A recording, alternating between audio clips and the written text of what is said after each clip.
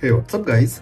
Today in this video I'm going to show you how to install OnePlus latest OxygenOS 16 icons on your Galaxy device. And this is absolutely free. So let's begin. Okay guys, first go to Play Store, search OxygenOS 16 icons and look at these OxygenOS 16 rounded icons newly launched on Play Store. Simply tap on install.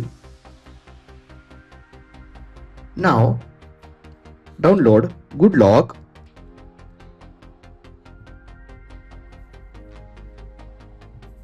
After download Good Lock,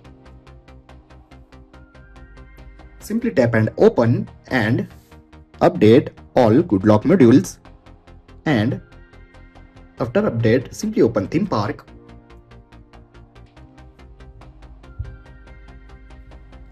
Tap on icon, tap on create new, tap on icon pack and look at these OxygenOS 16 rounded icons.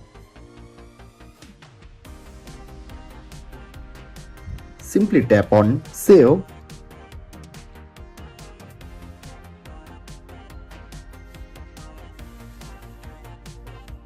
After save, simply apply. After apply, look at these OxygenOS 16 icons on your Galaxy device. Look at this guys.